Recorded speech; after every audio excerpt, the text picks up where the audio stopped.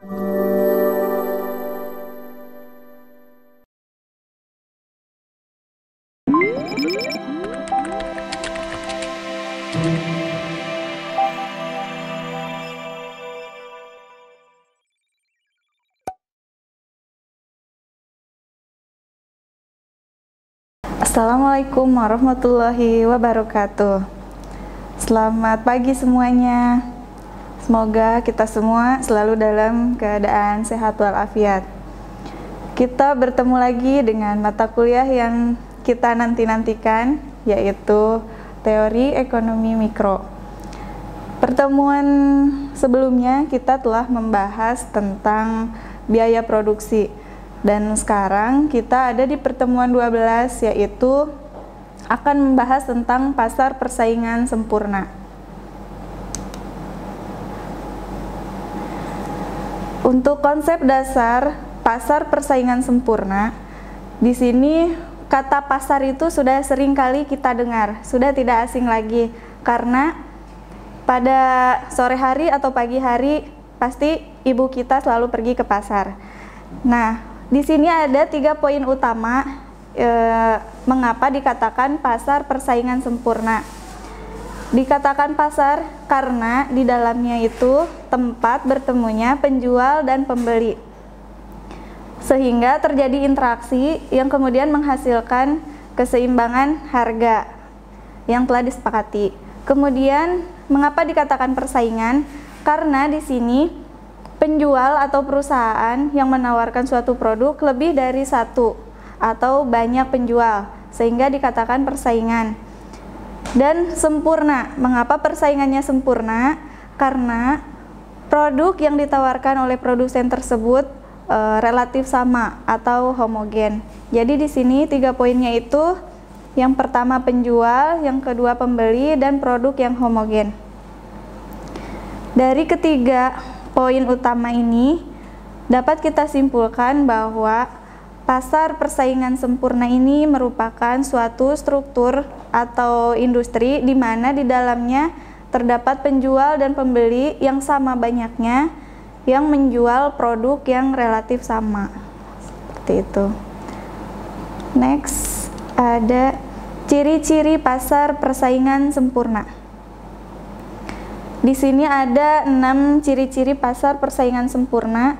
Yang pertama adalah penjual di pasar adalah pengambil harga. Karena di sini persaingannya sempurna, jadi penjual atau produsen tidak dapat menentukan harga.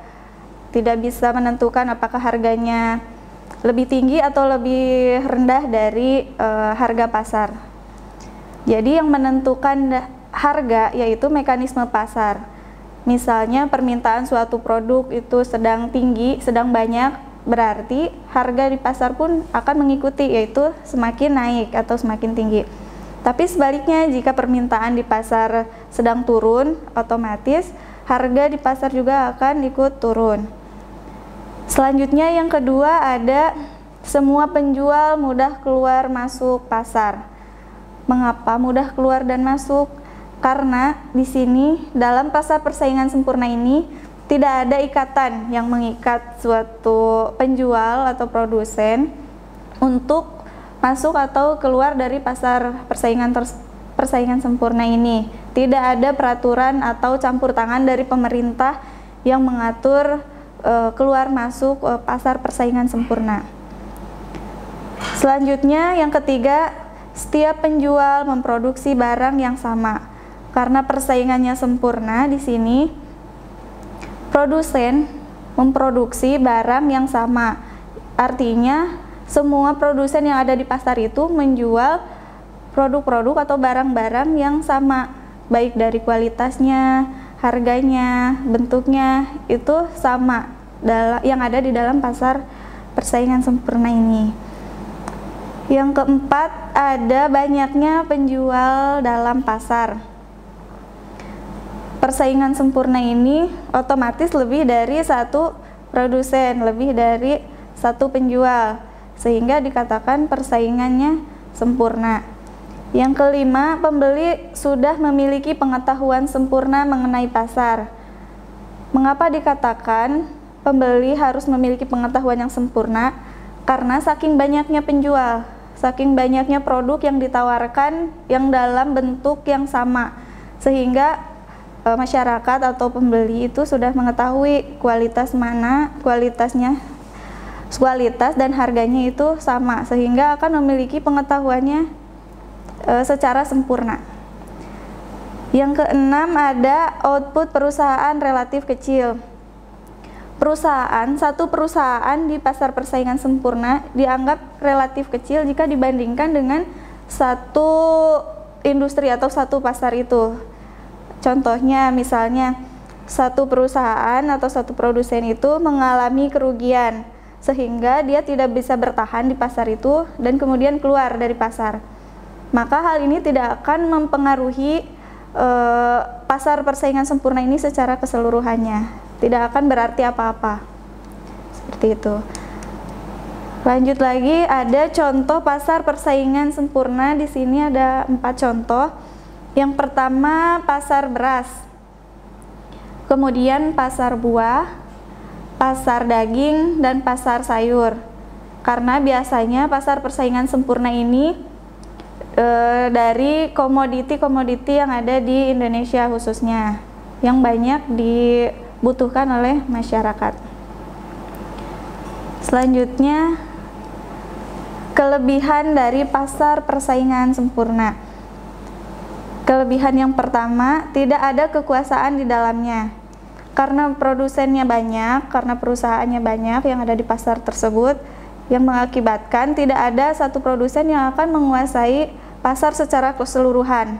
Karena setara atau sama, produk yang dijualnya sama, kualitasnya sama, dan harganya pun sama. Yang kedua, biaya promosi iklan sangat minim. Karena tidak membutuhkan promosi lagi, sebab masyarakat sudah mengetahui, sudah tahu, sudah memiliki wawasan tentang produk apa yang akan ditawarkan di pasar tersebut. Sehingga produsen tidak perlu mengeluarkan biaya lagi untuk melakukan promosi. Selanjutnya yang terakhir, informasi mengenai pasar sudah lengkap dan jelas. Kalau kita akan pergi ke suatu pasar, misalnya ke pasar beras, otomatis yang ada di dalamnya itu berbagai jenis beras berdasarkan kualitasnya. Ada yang rendah, sedang, dan tinggi. Dan semua produsen pasti akan menjual produk yang sama dengan harga yang sama. Jadi masyarakat atau pembeli sudah mengetahui harga pasar yang ada di dalam pasar tersebut. Di mana ada kelebihan, di situ ada kelemahan. Nah, pasar persaingan sempurna di sini juga memiliki kelemahan. Kelemahan yang pertama, tidak ada variasi produk.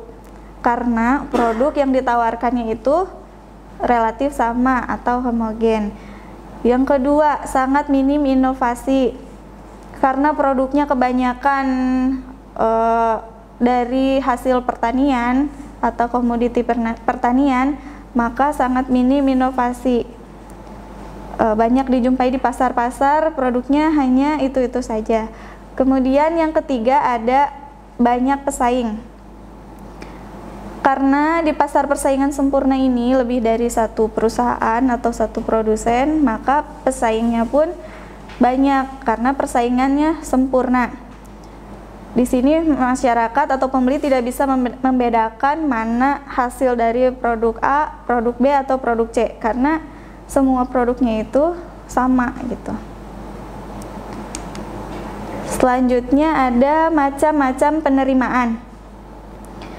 Dalam pasar persaingan sempurna ini ada 3 macam penerimaan. Penerimaan yang pertama itu ada total penerimaan. Total penerimaan ini biasanya pendapatan secara keseluruhan yang didapatkannya dari hasil penjualan. Biasanya total penerimaan ini dari hasil kali antara harga dengan kuantiti atau unit produk yang terjual. Kemudian yang kedua, penerimaan rata-rata. Untuk penerimaan rata-rata ini yaitu suatu pendapatan yang diterima oleh suatu produsen atau penjual yang dihitung dari rata-rata keseluruhannya. Seperti itu. biasanya dihitung dari jumlah produk yang dihitung dari total penjualan yang dibagi dengan jumlah produk yang terjual. Dan yang ketiga ada penerimaan marginal. Penerimaan marginal ini adalah pendapatan tambahan yang dihasilkan dari penambahan unit atau memproduksi unit tambahan. Jadi menghasilkan pendapatan tambahan dari situ. Selanjutnya, yang terakhir ada pemaksimuman keuntungan jangka pendek. Nah, produsen atau suatu perusahaan yang ada di pasar persaingan sempurna ini dapat menghasilkan keuntungan atau laba dengan dua cara ini. Yang pertama itu membandingkan antara hasil total penjualan dengan biaya total. Jika total penjualannya lebih besar dari biaya total, berarti produsen tersebut memperoleh keuntungan yang lebih tinggi.